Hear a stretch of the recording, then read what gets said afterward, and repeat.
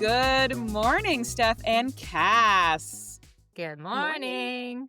Excited to welcome you both back to another episode of Bariatric Banter Podcast. Cass is Woo! back. Cass is I'm back.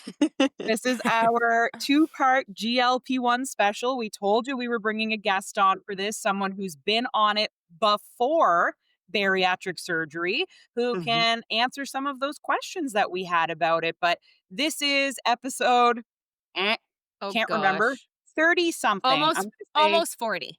Almost 40.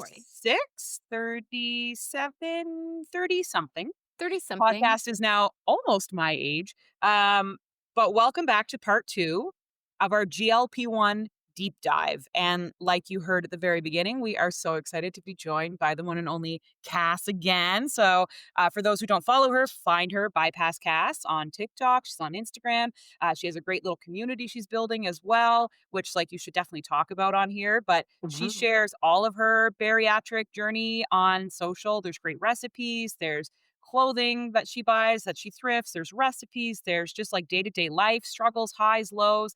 She's been a great source for Steph and I of just support, inspiration, and we're excited that she's going to come on and talk about GLP-1s with us. So welcome. Thank you.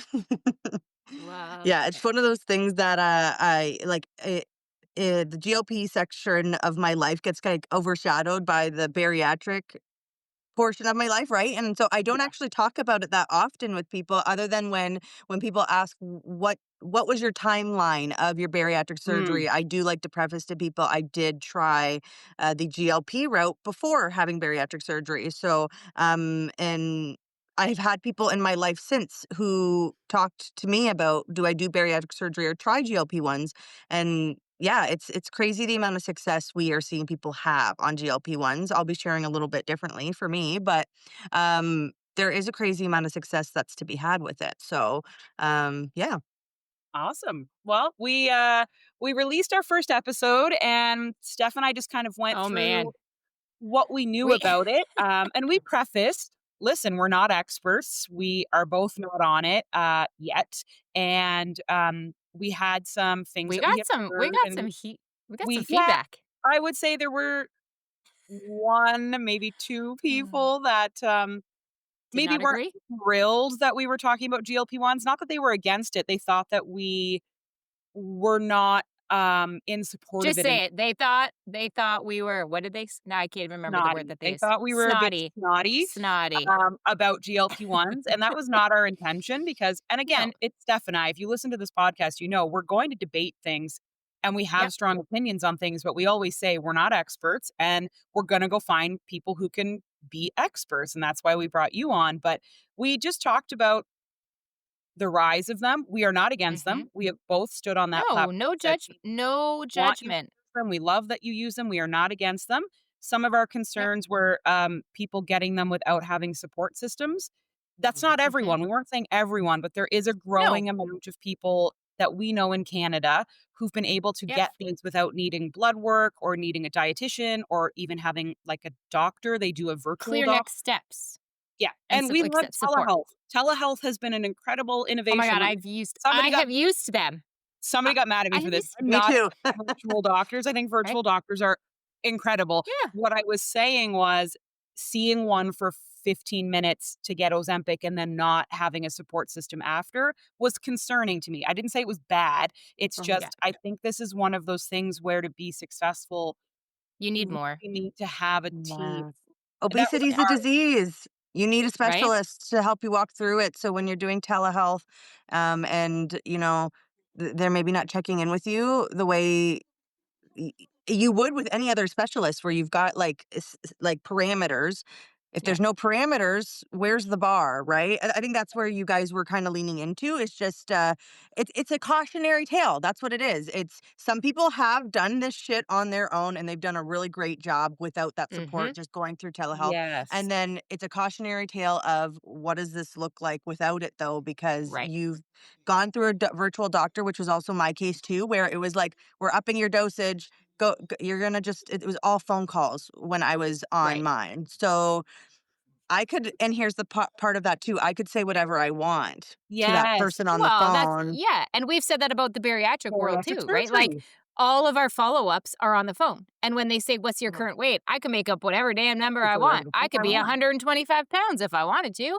Like, I don't see them in person either. And I think that's concerning. And that's Mhm. that's my world. That's the bariatric world is I think that's ridiculous. You see me for Mhm. surgery and then none of my follow-ups are in person. I haven't Yeah. talked to them in months. And I And know we've people talked will about say, like support.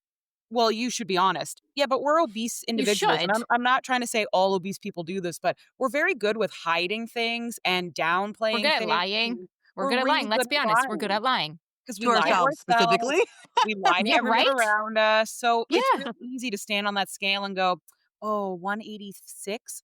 Yeah, I'm Mm, 180, guys, like, whatever, I'm just gonna right? shave a few pounds I off," don't want and them to be disappointed in me. I don't want them to yeah, feel like I'm fail right? So it's the same Mhm. thing, same right? thing. So we're not saying it's GLP-1 specific that we No, don't no, no, no. necessarily think these virtual appointments are the best route. I've used telehealth.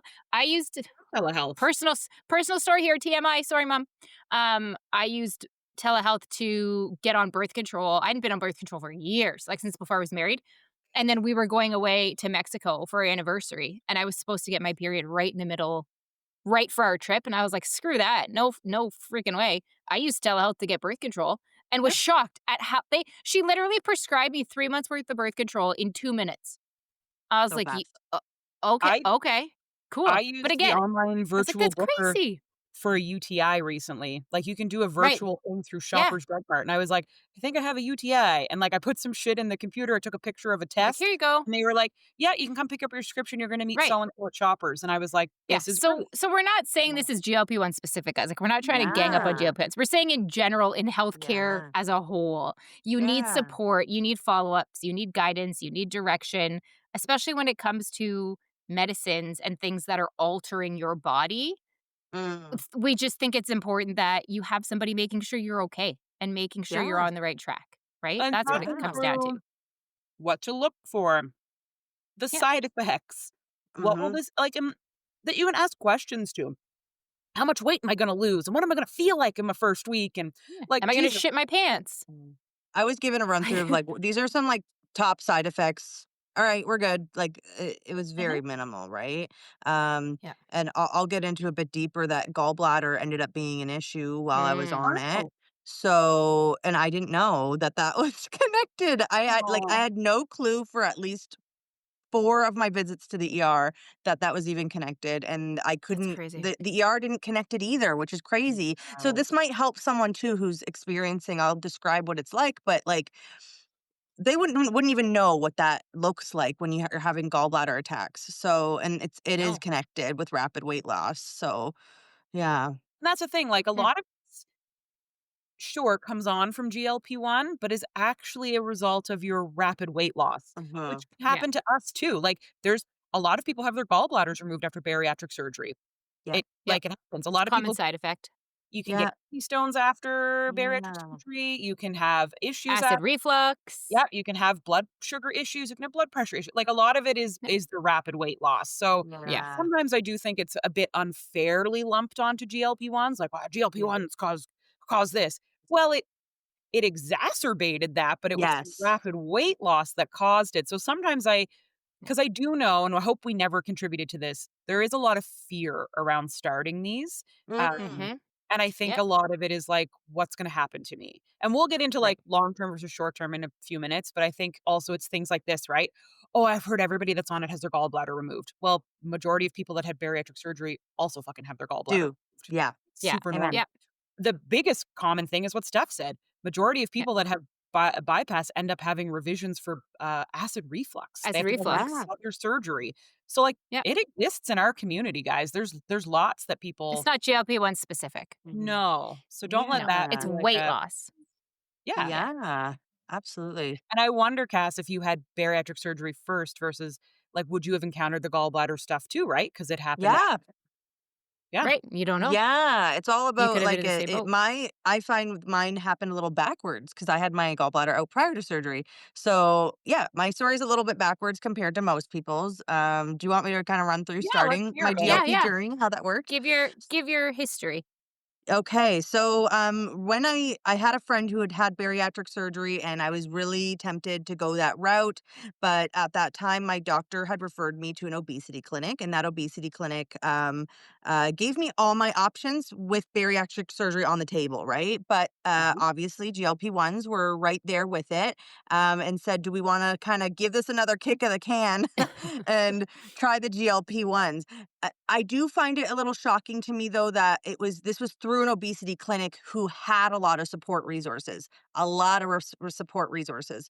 And I had those with my bariatric surgery route through them. However, I will say I did not feel I had that when I was on the GLP-1. Oh, So, and I'll explain Interesting. that a bit more, but yeah, I've taken 3 different types okay. cuz I stalled on all of them. Okay. Oh, geez.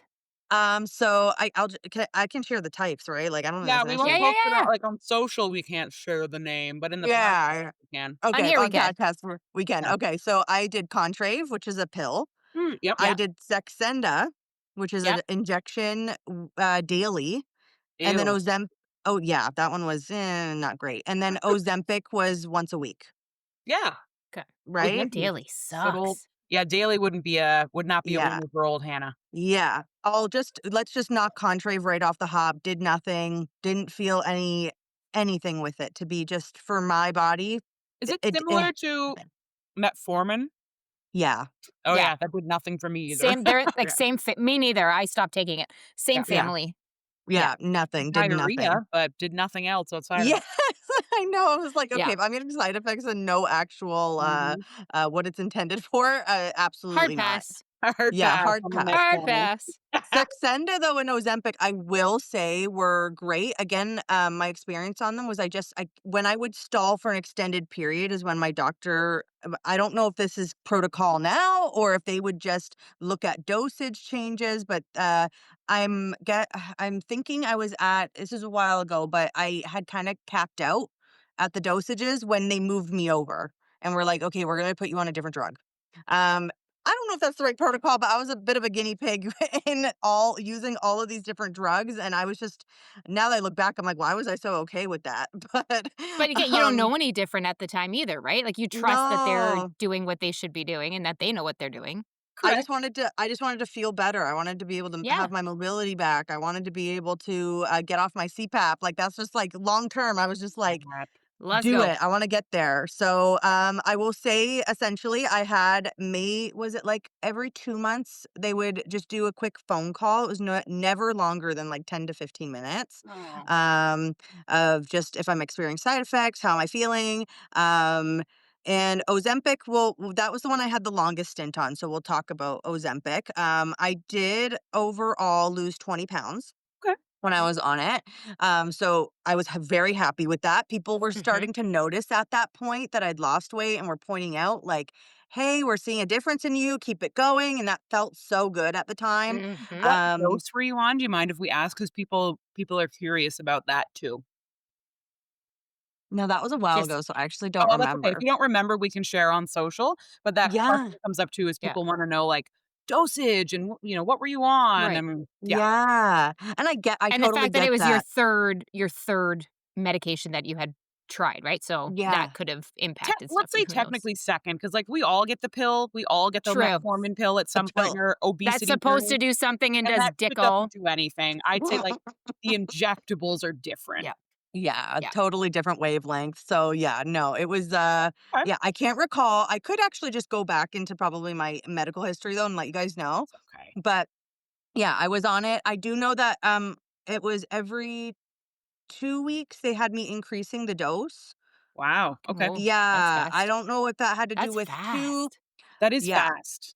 it was fast, it Yeah. was fast, and I don't know if that Wow. had something to do with my weight at the time, because remember at that time I was 263 pounds, like, I was at my highest. I have no idea if that's a factor, like, not a doctor here, but I just did what they told me to do. So I think that did have a factors into the side effects, which are, we all know, like, diarrhea. Yep. Yep. Your girl had to Yep. be near a bathroom, and I do recall even work at the time knowing I need to be, like, in the office near Near a a bathroom. washroom. Because Sit yeah, me we right Yeah. this near the was washroom. this would have been pre-COVID, Yeah. right? This would have been like in an office Yes. space. Oh In no. office days. Oh Oh Yeah. no. god. In There goes office. Cass to the washroom again. Yeah. Yep. Yeah, like yeah, That definitely sucks. something Oh. going on with her because she's super regular. So, yeah, Oh it was gosh. different, but this ties I think this ties into actually and is super important that my diet did not change. Which is a big In thing. terms of supports, I was not seeing a dietitian. I was not seeing any kind of therapist or mental health counselor at any time. And it wasn't actually offered to me at all when I got on these medications. I Yeah. didn't to me, when you're someone that's so new, you don't even know to ask for something Mhm. like that. You don't So I know what didn't you don't ask know. because I didn't know. Yeah, I didn't know it would be available to me. I didn't know I could ask. And then everybody I know has that fear of if I do ask, maybe I have to pay for it. And then if I pay for it, Mhm. Yeah. like now I'm paying for this drug, I'm paying for this, but look in hindsight, if I would have had someone that at that time, like when I had bariatric surgery, said, "What's your understanding of nutrition facts?" Let's talk about do you read them currently and like what does that mean to you? Like they did when I had bariatric surgery. We really deep Mm. dived into what was my understanding? What do I look at? What should I be looking at for my height and weight?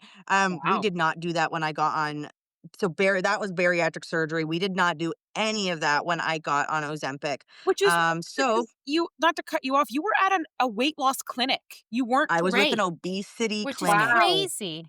Yes. Wow. That's crazy. It doesn't make sense, Jeez. does it? It doesn't. It really No. doesn't. No. No. And No. yeah, I don't get why that and I don't know if those resources are just funneled into their bariatric program. It's possible, Uh, but I just wish I But I was think it should be offered to say standard. Like, it should it just be should be the norm standard. when yeah. obesity is the overarching area that this clinic focuses on, you think that would be a standard focus of any program that they're Yes. offering. I Yeah. Like, it really just was just Even if it I yeah. was was night on and nothing. day. It was night and Right. day. I'm going through the same clinic for my bariatric program and my the Ozempic and I'm like, why Yeah. is it so different with how I'm being handled? I only Right. noticed once they shipped me off to the bariatric side where I was like, this Wait, Like, is what? so what? different. This is There should so be different. foundational things that are standard across the board when you're looking Maybe. at Yeah. right? Do you think it was It's because it So was crazy. still too yeah, so my early in eating this? habits didn't change beyond the fact that it was insane the lack of hunger that I faced, the food Mhm. noise that went I've away. heard this. So yeah, Yeah. it is comparable to how you feel out of surgery for me anyways. It was very comparable once the medication I'd been taking it long enough to get the full effect. Yeah. Yep. Yeah, my portions, I actually started intentionally making smaller portions because I was wasting so much food. Mm. Right. Because I'd make my usual. Here's the thing too, we didn't talk about portions like this. So I'd make my usual and I'd get a few bites in and then this like disinterest just like hits you where you're like, I'm not interested in Yeah, we're eating. I done. don't want to eat. I'm not hungry. Wow. I'm good. So that would happen. So I started reducing my meal sizes. And then, like I Mhm. said, that 20 pounds slowly started to come off. And I really don't really attribute that to changing how I ate at all because I was Okay. not checking, I wasn't focusing on protein. There was no Mhm. meal checking nutrition facts at that time. None of that was happening. However, I had greatly reduced my portions. Okay. Right. And 20 pounds with that came off. Yeah, so but did experience nausea quite, sporadically. I found it was mostly when the increase happened. I would usually have a day where I was Mhm. more nauseous, and then it would go away. And I only had one day I can recall where I quite literally called into work because I woke up, I had, like, a sip of coffee or something, instantly felt like I needed to throw up. Ugh, But gross. it was one day out of a whole thing Right. of, like, taking this medication, and it never happened again. So, And feeling um, nauseous when you increase a dosage makes sense with any With medication, like, as anything. soon as you change it, right? So that Yeah, I was yeah, that on makes sense. antibiotics and I was like, "The room Yeah, is spinning and I feel like death." right? Like, yeah. that's But common. yeah, like, the disinterest in not eating anything, like, there's somebody I work with that started Mounjaro, and I've been talking to them, Mounjaro. and they were saying the same thing. They're like, we're talking about what they were eating, and they were basically saying that, yeah, like, "Oh, I just don't wanna eat, like, I'm not hungry," and they were so excited, and I was like, "Okay, I get that feeling of not thinking about food for somebody who always thinks about food is phenomenal and so exciting and fantastic." But I said, also the thing that you have to be careful of is that you are still eating and that you are still getting Mhm. protein and that you're not going all day not fueling your body because you're so excited by the fact that you don't want to eat, but then people Mhm. don't eat, right? Yeah. And that's where then we see other problems. And I think that's too where some of these side effects that we hear about come into play. It's not necessarily the GLP-1, it's the fact that people Mhm. aren't fueling their bodies. They're not getting their Mhm. vitamins, they're not getting their proper nutrition because Mhm. they're Vitamins. not eating, right? Yeah, and that so that Yeah. and I agree with you, that's the thing is, it's the other things that'll come up and, like, there'll be people going, "Oh, yeah, well, if you're not eating, I guess you'll be tired." For me, the bigger red flag that I'm signaling is you're not developing good eating habits, so you're not eating now because you don't feel like eating, and that's awesome. Right. Until that wears Yeah. off and you start binging when you Mhm. or you go back to Right. eating a ton of stuff, like, this is like Right. surgery in my mind, I would think, and Cass, like, tell me if I'm right here. You're gonna have a period of time where you're not hungry, and that's your period to make new choices that you hopefully stick with because eventually this Mhm. medication tapers off in your system and you'll go back to wanting to eat all the time, but if you took that grace period to make better life Build the choices, foundation. you'll hopefully Yes. feel full when that comes back, but if you're not eating and you're eating once a day, when that noise comes back, you're probably gonna be like, "Fuck it, I'm eating all goddamn You day." can't sustain that. Yeah. Mm-mm. No. It's like No, building it the honestly, it foundation, was right? like Yeah. it's fully a honeymoon period. It's really what it is. Being on the medication was like being on a really nice honeymoon of like, this is great. Like, I have Okay. so much control around food. I've never experienced this before without any of the actual day to day work. What it looks like when you're off the honeymoon. What does that look like? What does Right. it look like when, the hunger is there, your little Yeah. sweet tooth is kicking in, and Yep. um, you're not one thing I just found so great about the bariatric program was just even understanding we just talked about consistency with meals. That is so integral. I've even noticed with myself the days that I am ravenous and not in control of myself are the days that I did not prioritize consistent eating. Yeah. So I Mhm. skipped my breakfast, I Mhm. skipped a snack, I skipped I'm or I had a starving. really, really late lunch, Ooh, and like, then by yeah, dinner time, it's getting hot in here. Hannah. Is somebody looking at Hannah. me right now? yeah. The day that Hannah. I had a blood sugar attack, and the day that I had a blood sugar attack, I had not eaten for most of the day, and I had the Mm. nerve to tell Steph, "I don't fucking know where this came from. Oh my god, And I don't what's know." what's the first thing first reply? Because you didn't eat anything. Yeah, it was the first Because thing 'Cause you're my not doctor said. consistently fueling your "Yeah, I body. don't think you're And eating we've enough." learned Yeah, and we've learned how important that is, right? And that's like Yes. Yeah. it's like you said, Han, it's the same the GLP-1 and the surgery, there's so many overlaps, but it's about Yeah, building the consistent habits and the consistent foundations before you get into the program.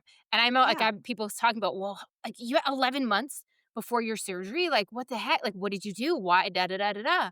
And I was like, "Yeah, because it's the pre-work that you have Mhm. to put in place so Mhm. that when you get to the point of starting that medication or that surgery or whatever it is, that you already have those habits in place. You've already built that foundation. So you don't have to worry about that. You've already got that in place. Mhm. Now you can focus on the other stuff. And that's just it, Yes. right? If yes. you're going on the GLP-1s, but you're still eating like shit, you still don't Mm. understand about healthy eating, or like we're saying, you just stop eating, Which you're Mhm. missing such an integral component of what you need to be success, and then that's just it. Then you stop it, and all of a sudden you're like, Yeah. "Holy shit, I'm hungry all the time," oh, but you don't you've even have to never stop worked it. on Yeah, but I you've never think worked on the food noise and why that's there. yes. According and, like, I'm sure Cass can tell us if we're right or wrong, it comes back even without stopping. Mhm. Yeah. Yep. Yep. Yep. I think there's a demographic of people too that will hear this and think, "Oh my gosh, I can eat whatever I want and I'll still lose weight because I won't No, be as hungry." Right. You're no. woefully missing the point here, which is You're that still putting shit in your body. Yeah, yes, yes, you're not fueling your body properly, you're not doing it consistently and it enough. catches up with Um you. Okay, it's And I like think people being that's a like, good "I can smoke because I haven't gotten lung cancer yet, so, like, no one in right? my family did, I'll be Mhm. fine." Shit catches up with you, and Yes. I will be honest and fuck, okay, I did not wanna have this conversation. No, no, it catches up with you. I've not Vulnerable. had the It's best fine. eating habits this year just due to not feeling the best. And okay, so after pneumonia, I got to kind of have a free pass to eat whatever I wanted because everything was so low. I had gone 2 weeks with nothing because I couldn't. I physically, my body was just shutting down. So they were like, "You want to have a donut? You want to have some chips? Like, can you have some high fat?" Because like at that point, they were like, "Please just get her something high calorie," because they Mm. would give me the food trays, and I'd go, I can't eat No, all thanks. this. I'm a bariatric patient with, like, super restriction because 'cause I'm sick, and they were like, "Try some sandwich," and I was like, "I can't, the bread's fucking killing me." So they would sneak me in like, "Do you want a cookie? Would you like some chips?" And Mhm. okay, like, You I want can some eat pudding? this. And then it kinda just went downhill from there. Right. Like, I reintroduced sugar into my diet, which I probably shouldn't have, and I have gained some weight. So I have Mhm. regain, I'm dealing with regain.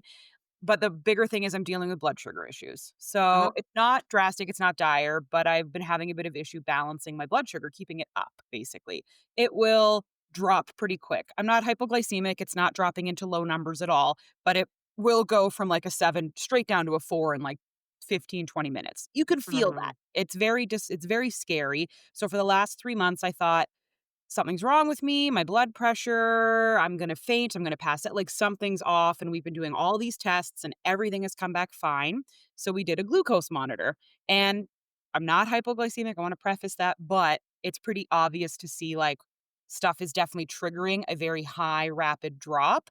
Uh, And it's because I've reintroduced sugar into my diet. And it's uh, like crazy how quick my body, being on low sugar for the last 3 years, kicks the sugar out of my system. So if I have some gelato or popcorn is a trigger for me. But if I have a cookie or something really sweet, it's scary to see how quickly I rock it up and how quickly it brings me right back to like 4.55. And it's wow. not a fun feeling. So, with all that being said, I've gained weight because of this, because I can't figure out how to balance my blood sugar and I overate. I started overeating because I was like, I need to see it up high, so it's not down low and crashing. I need it to be, and I over course corrected. I have since gained 12 and a half pounds. And for a bariatric patient, that's a lot of weight to gain. Um, I am going to be starting Ozempic.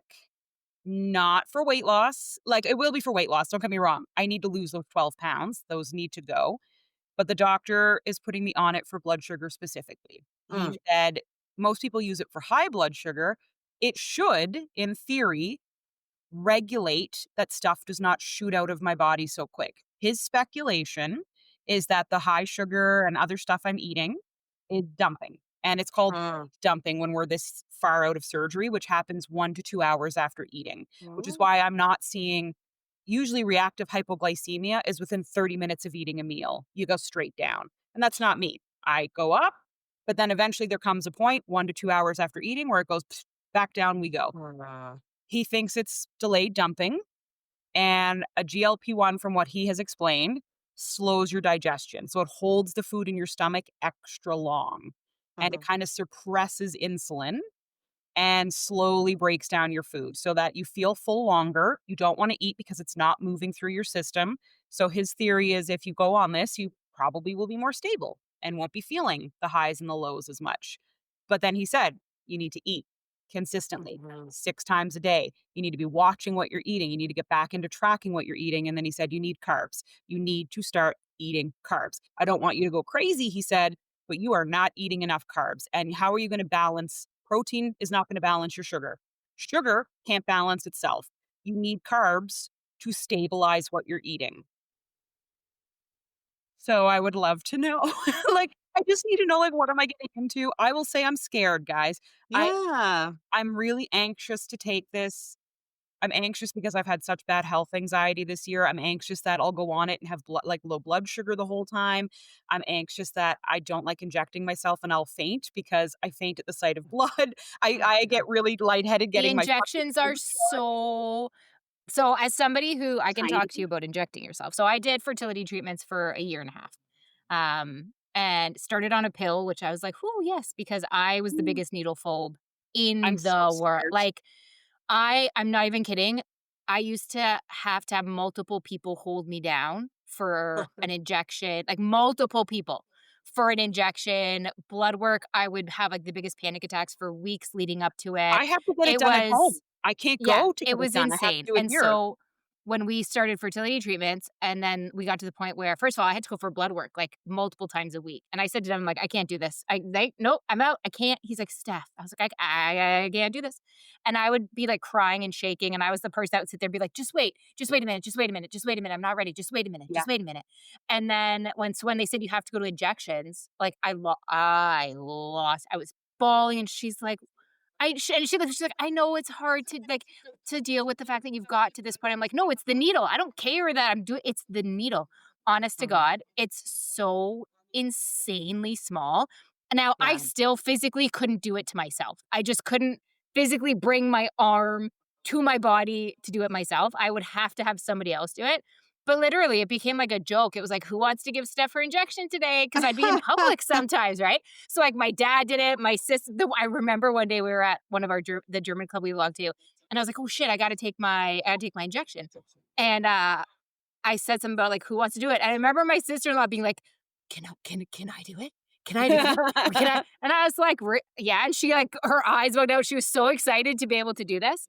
But as somebody else had to do it, but honest to God, didn't feel a thing. It Okay. became so like nonchalant, not a big deal. I could do it. It's so Not even like shallow. I mean, I've it's had to so do the so finger so pricks tiny. recently, and I It's got no used to finger that. pricks are worse. Yeah, I Finger hate pricks are that. way That makes worse me than queasy, these. but I've gotten used to No, it. I do it like a if you can champ, do a finger and then I prick, do if this, you can do a okay? finger prick It'll be and you can fine. do a glucose monitor, you Okay, will have fine. zero okay. issues with this. Yo, Zero. they'll my pharmacist, like, I loved how she handled when she saw that I was my first time taking it. She took me to Yeah. a private room, showed me Oh, Yeah. wow. well-recommended injection sites. So I'll say that I got more support from the pharmacist than I did So while I was on the drug. and that's what I wanted to tell you, but I That's wanted to wait amazing. to announce that I was going Yeah. on it. My pharmacist was incredible. Like, he showed me how to prime it, what it looks like. They have a Yeah. tester there and everything. And I was like, whoa, this is so there's my other thing. This is not just like take a needle and away you go. This is fucking complicated. Like, you have to do the 2-click prime, then Twist you got to it. click this Yeah. way, and then there was the injection site thing, and he taught me the OK trick. And he was like, you do the OK symbol, you put the Yeah. circle over your belly button, and anywhere your longest finger reaches is far enough away for your injection. And I was like, fucking dope. I wouldn't have known this No. if no one told me this. Below your belly button, for me, I found was best. I remember the first day Devin gave me the fertility injection. He did it above the belly button, and it was so excruciating. I Okay. bawled, and I said, "Yeah, I was like, I'm not doing this. I can't do this. Pretty There's much no my freaking lower way." stomach was my Oh, go-to, that and I've was got a lot of exactly. surface Oh, area that's there, almost so 10.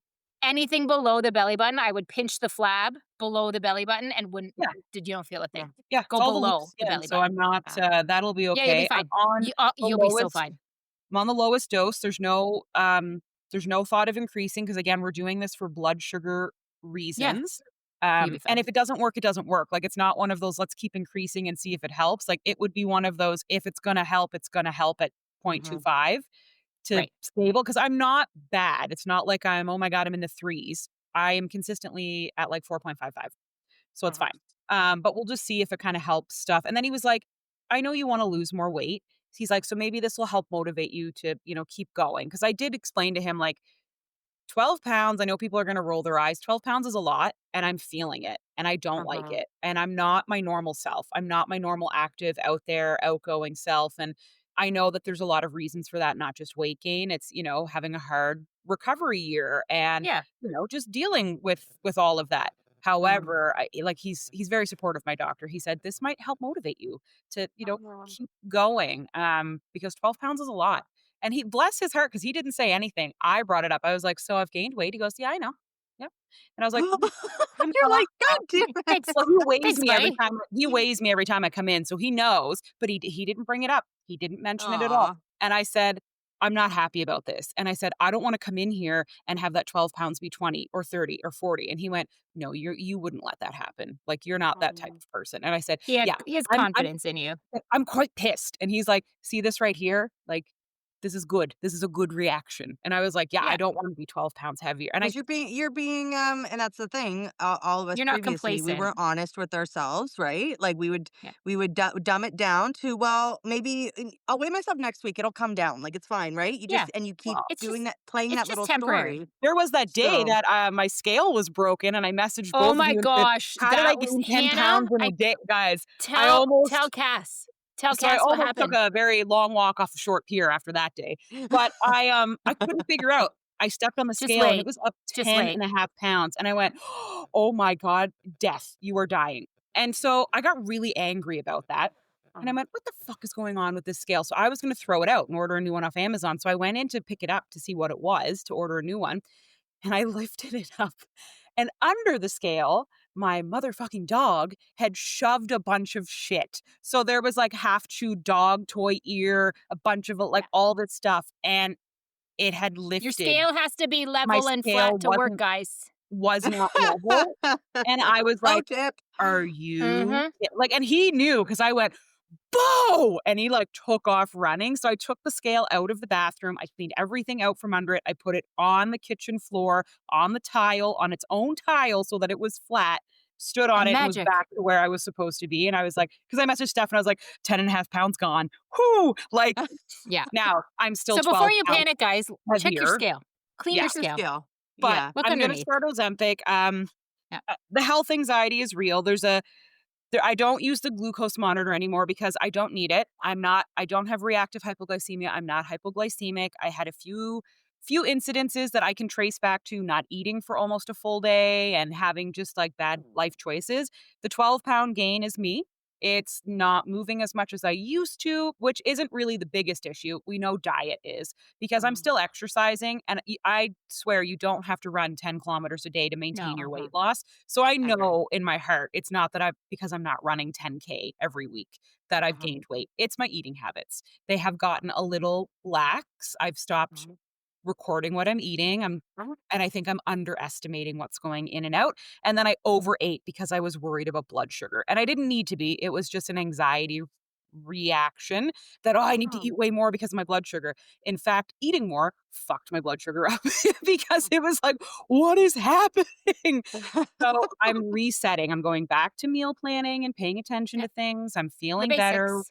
We're walking because I'm going to slowly reintroduce running because running makes you hungry, makes you furiously hungry. So I was like, maybe we should pause for a bit till we get the Ozempic and the eating, and then you won't feel as bad about eating more. Because like when I run, I have to eat more. I can't sustain Yeah. running 5 to 10K on my bariatric diet alone. It just isn't working. So I'm walking. We do Bo and I do 6K a day, and it's awesome. But we split it, little Bobo. Um, with that all being said, I'm anxious as fuck because I don't have the blood sugar monitor in. My doctor's like, you don't need it at all. And I was like, yes, I do, because I need to know what it is at every second of every day because what if it's Yeah, low? you do. So I'm trying to learn to listen and trust my body. I'm worried to take Ozempic that, like, what if I take it and my blood sugar drops? That is not a known issue. That is not a known complication. That is literally not what it does. It does not lower blood sugar. What it does is stabilizes it by slowing digestion. I know this. I can repeat that to myself, but there's still a voice in my head that goes, "You're gonna take it and your blood sugar is gonna fucking drop." So I'm trying to As calm. bariatric people too, I feel there's a little bit of like a stigma of like being almost a failure of a bariatric patient because you Yes. get the help after the fact. But Yeah. the thing is, I think none of us aim with that goal. And then this is where the fact that obesity is a lifelong thing that we're going to be It doesn't fighting just against, that disappear. we forget, Yeah. and that it creeps up on us, that we forget, oh shoot, yeah, this is something we all wish we could be, that person that does not have to think about what goes in. Yep. Like we all just want to be, we all know that we all have a person in Yes. our life who does not have to think Yeah. about what goes in, and they Oh, But it's stay yes. because thin. it's not it's so much of it is mental, and we've talked about this before. Like, Uh-huh. people think that, okay, you had surgery, you lost whatever you lost, you look great, you're skinny now. Why Mhm. why You're is that done. not the end of the road, right? Right. Because so much of it is mental and so much goes So back to much. the eating habits and the food noise and that is the biggest part. The weight, Yep. I've says the physical, the weight loss is such a small part of what goes into this. And Right. that's where people, I think, don't understand why then Yeah. people turn to the GLP-1 because, yeah, we lost weight and, yeah, we feel better and, yeah, we look good, Yeah. but we still need help with the Yeah. mental side, the other side, the food noise side, Well, and the that's to control say side, too, I right? gained I gained when I got off the GLP-1. So, just so y'all know, so gallbladder attacks, started having Yep. those, didn't realize it was connected to rapid weight loss. Also, now that I think about it, that was not really the conversation I was having at the ER, was that, "Oh, I've lost 20 pounds. Could that be it?" They thought I was Quickly. having kidney stones. I went in about 3, Mhm. 4 times before they figured out it was gallbladder attacks. Yep. Worst pain I've ever experienced in my life. Yeah. It's excruciating. So anybody out there who's trying to figure out what's going on, if you're having to me, I described it as like back pain, but it's not like it doesn't feel muscular. It feels almost like nerve pain or something. Sharp. Yep. Yeah, it's sharp. So there's that, or you end up getting kind of a pain in your chest. It almost mimics, it's scary. It kind of feels like a heart attack. Yep. But yeah, gallbladder attacks. And I ended up having my gallbladder out. So when I was going for that surgical process, we just decided to discontinue use. And then I gained all my weight back and some following that process. And that's because I did not have the habits in place to Yeah. sustain Yep. that. And I think you mentioned something that's important to let people know here, like rapid weight loss is not rapid weight loss is 100 pounds. Rapid weight loss is any weight in a short period of time. Quick. So 20 Yeah. pounds quickly counts as rapid weight loss, guys. Yeah. So for Yeah. those who are early in this process or journey thinking, well, I can't have a gallbladder attack. I have only lost 10 or 20 pounds. Yes, you can because it's Hmm. speed. And so I have heard when people do lose on GLP-1s, and some don't, and that's some don't. It's not you of the failure. Some bodies just don't respond to it. I've Hmm. heard people lose rapidly at the beginning, Mhm. almost like surgery, and then taper off. But I've seen people say like 20, 30 pounds in like a month. And I'm Yeah. Yeah. whoa, that is Which is Yeah. crazy. but then I realized, like, they are not bariatric patients. They are Yep. people who are starting weight loss and have stopped eating like they used to eat. So, Mhm. okay, that Yeah. does make sense, right? Like, it's not the drug that is shedding the weight, it's the not eating. No. That is Yeah. the weight loss. It's what But comes with the drug. Yeah. yeah, And I any think quick weight. a few things can exist at the same time too, right? Like we've seen some incredible, incredible creators show they doing the lifestyle changes, Yep. maintaining it on a GLP. Incredible. I can't share that was my experience because I didn't figure out the nutrition piece, which was huge. Yep. But then also, like, I'll just share my dad. My dad's lost Yeah. about 80 pounds on Ozempic, and he's maintaining it, and he's way more fit than he used to be. He goes and does all the, what is that called? He's a CrossFitter now. Good for Love it. him.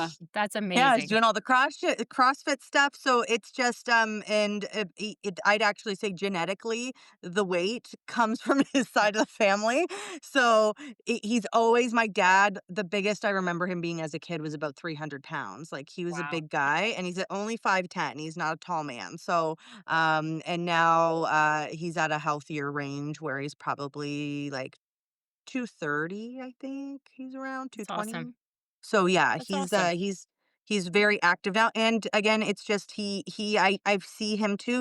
He's on the right path with the nutrition piece. Good. So I wouldn't say he's completely got it figured out, but he's on the right path for being a man that's on Ozempic, and it's really working for him. And a lot of weight has Nice. come off, and he's sustaining it at this moment in time. So I think mine was not such a happy news story about it, but I think there is to say some people do well without the support, but Yep. I desperately wish I had it so I could have maintained, and maybe I wouldn't have been a Yep. bariatric patient should it have been different. Yeah. And even if you Alright. don't Yeah. necessarily need it, just Mhm. having it there so that you can leverage it, you can use it. The fact that, like, having it offered, having it be part of the program, having it be part of the foundation so Mhm. that you can lean on it and leverage it when you need it. And if you're sustaining and you're good, awesome, amazing. But if something happens, you can go back to it. So at least Yeah. I think that, like you Yes. said, at least if you would have even had it available to access would have been And I'd love to Yeah. see it huge, become a right? bigger part of the bariatric program, like, Oh, even just yeah. Mhm. having, like, an info session on, because I do feel like a failure. I do feel like, how am I not doing everything I used to do in the first year? Like, how did I let it get to this point? Like, why do I need to go on this? But then I realized, like, maybe we're custom built for it because I have the diet stuff down. I know the exercise routine. I know how to eat well and I know how to balance my meals now. Like, I'll probably be successful with this because I have that background and that training, and Mhm. I know what to do with it, but, like, a lot of bariatric Yep. people are on it, a lot, and I Mhm. don't think there's anything wrong with that. I think it's a wonder drug, a miracle that helps people. Mhm. Surgery can get you so far, but Mhm. I think it's, in the nicest way, rare that we see people who've hit their absolute lowest goal weight. There are bariatric influencers who have, but I Mhm. find most end up getting to a place where they're like, "Oh, I'm happy here." It's not the Mhm. goal weight necessarily, but, like, they're fine, and then they adopt GLP-1s when, like, food noise comes back in or other things happen, and that Yeah. helps them get to that actual goal weight that they were looking for. Yeah. And I don't think there's anything wrong with that because I I see it, don't. I'm trying to anyway, see it as, like, a safety net for myself. I guess maybe safety net's not the right word, but, like, Mm. I know I'm not giving into my bad habits. Like, I know I've still adopted a really good lifestyle, but the food noise is still there. And when things get stressful, or for example, when I think I'm sick, there's this tendency to, like, throw that out the window because I have to focus on a medical thing and overeat because of low blood sugar, which, wasn't a thing. But with this, it's almost going to be there to be like, I know that you're dealing with a chronic lifelong addiction, and I'm going to Mhm. help you not have that addiction noise Uh-huh. so that it doesn't come back. Because there will be times where you get sick, a family member Mhm. gets sick, there's a death in the family, you lose your Uh-huh. job, there's going to be life stressors that happen, and again, we're Yep. women. We're women Uh-huh. about to hit menopause. Hopefully not for many more years because 'cause we're not that fucking old, but still, we're women about to go through, like, a huge change in our body, and I think that's the other difference is women are continuously changing, either giving birth to children for the first time, perimenopause, or menopause. That does a huge number on your energy levels, your mental health, your physical changes in your body. So maybe it is smart to teach people in the bariatric program, especially those under the age of 40, Uh-huh. about the options available post to help us through those times in our life. Yeah. Because Mhm. that is another fear I have is menopause, which will be coming, hopefully for us when we're in our 50s. But I know some women that I work with and others that are going through it, and they've admitted like it's a roller coaster of not wanting to do anything and not being as active as they used to be, and their bodies kind of just doing weird things. So Uh-huh. there's nothing wrong Yep. with taking GLP-1. I hope I never came across as being anti GLP-1. And being snotty in the last episode was just me being very scared because I have Uh-huh. known for a month that I need to go on this, and there was a lot of internal, "You're a failure. Go fix this yourself. What is wrong with you? How did you get here?" There was a lot of, and still is, a lot of struggle with me internally about needing to go on this. But Yeah. I think it should be a part of the bariatric program. I'll swear. Yeah. I think that if this was more common, I would feel less guilty about needing to take it. Yeah.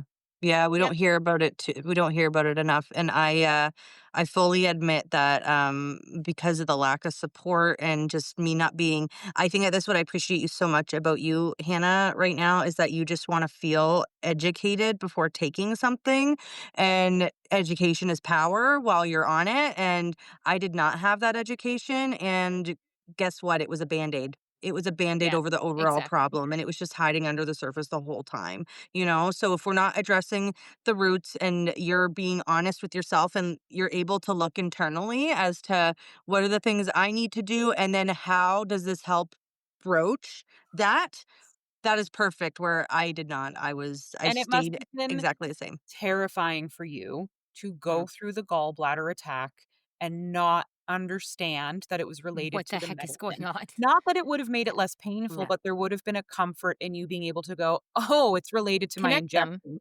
I'm not dying." Because that Yeah. is Yeah. also a fear I have is I like to be educated so that if something comes up, I logically know that it's Mhm. okay, this is a side effect, you're gonna go get help with it. Like, that must have been so scary for you to not Oh, know. yeah, and then doctors being like, "We think it might be a kidney issue, we don't know," and then it wasn't by like I said, the 3rd or 4th time I went into the ER, they figured it out, and at that point too, I'm like, "Is it because I've let my weight go so bad that I'm like, these things are happening?" Like, I just, like, I could not figure it out, right? So and then it was just such a common thing. but I didn't hear people talk about it, and it wasn't explained to me at the time. So that it was a potential. I do find even when I remember actually even the bariatric program when they talked about gallbladder attacks, they didn't describe what it feels like. They just said, "Oh, No. gallbladder No. attacks. Next slide." Yeah. They just Oh, say possible side effect, but yeah, no but idea what it is. Yeah. no. Yeah. It's They just also do answers, a right? Just having answers to they things. do a Yeah. bad job of also explaining that just because you don't have it in your first year doesn't mean it's not gonna happen. Like, they do a Right. really bad job explaining that a lot of us develop things 2 or 3 years post-op. Like, I had to learn on my Yeah. own that reactive hypoglycemia is a super prevalent, common reaction at the 3-year mark after bariatric surgery. I'm That, like, starting to 30 hear that a lot. 30% of us Yeah. develop reactive hypoglycemia that long after bariatric surgery. So Yeah. that's the other thing that's like, maybe talk about options for us because we all won't have side effects in the first year. We can Mhm. develop things later in the journey. Yeah. So, but Absolutely.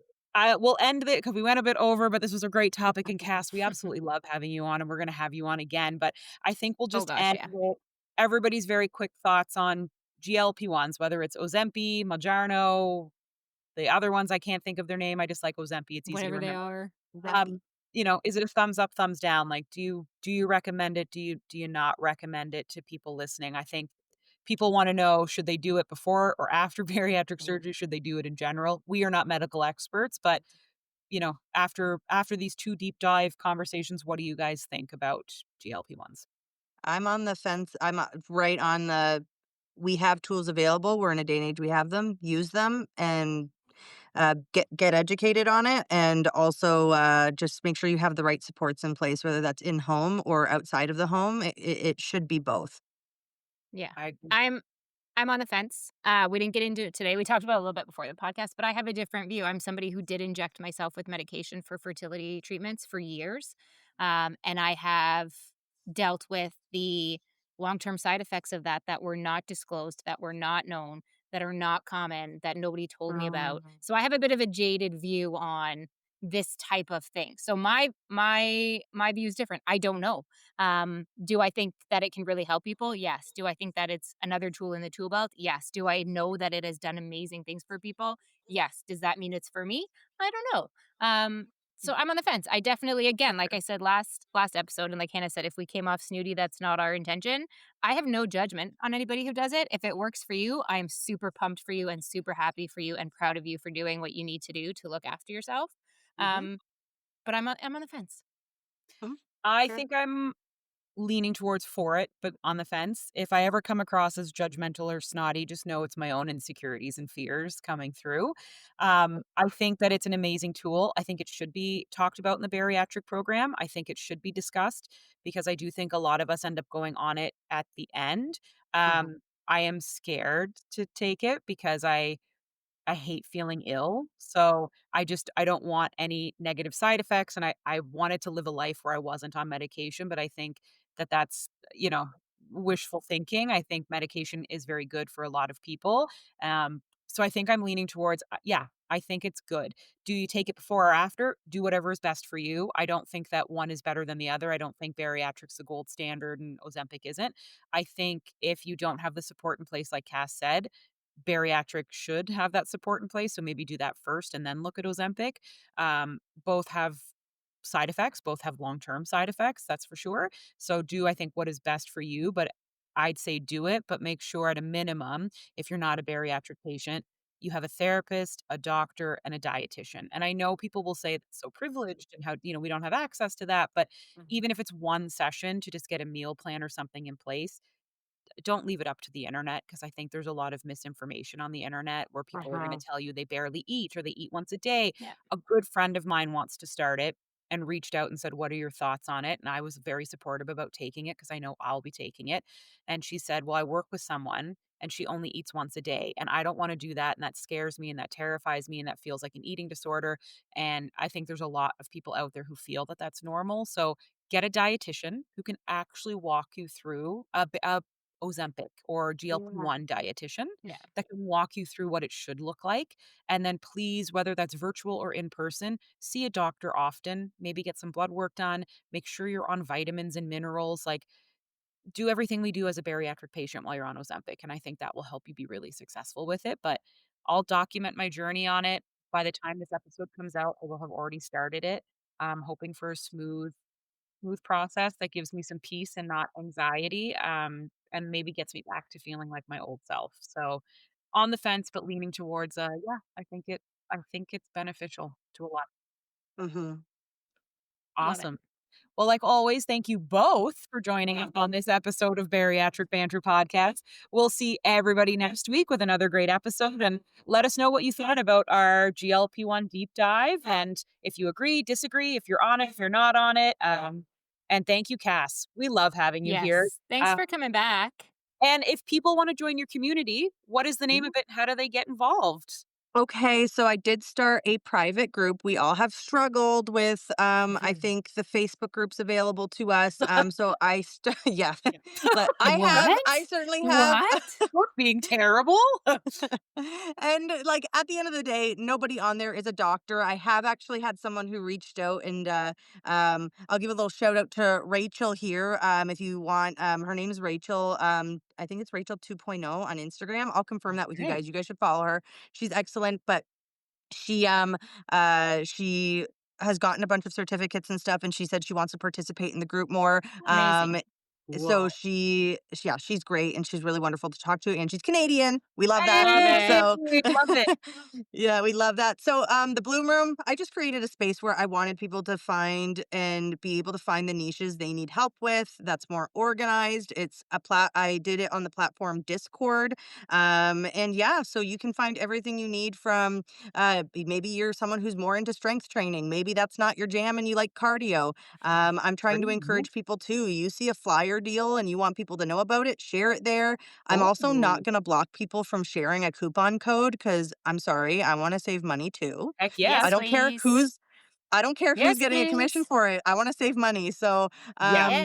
I'm cheap as share well. your codes, self promote. I'm fine with that. And then also there's just such a lack of like finding other people that are on a sober journey or finding other people that are struggling with mental health. Huh? So I Yep. find when we can connect with people that are on the same wavelength as us, whether you want to do that on Discord or you want to take it off, I don't care. I just want us to be able to connect because that's a Love power it. that we all have. So I love yep, the it. Bloom Love it. Room, I have access to it. If anybody wants to find me online, you send me a DM. I'll make sure you get 1 year free access. Oh, Otherwise, it is also available on all my links, and it'll hook you up for it's $5 a month.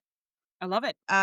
But I will hook anybody Amazing. up who reaches out to me directly with a 1 year free access because I want you to get a feel for if it's the right space for you. Yeah, I I love it. love The it. Bloom Room. Head over to Cass's Instagram or TikTok to find the links. Steph and I are in there, so maybe we'll have a bariatric little side channel if you want to talk about the podcast. But let's get a Yeah. GLP-1 convo going, guys, because I need support. I need to start feeling good about this choice. So uh, thank you for joining us, Cass. We love having you here. And the Bloom Room is a wonderful community that we're really excited to get more people into. So thanks Mhm. for joining us on this long episode, guys. It's like the old days. Welcome to the 60-minute club. We will be back next week with some more episodes. Reach out to us. Let us know what you want to hear. We love all of our listeners. Thank you for following us. And like always, thank you, Steph and Cass, for being here with me. Thanks, Everyone have a great ladies. day. Bye. Bye.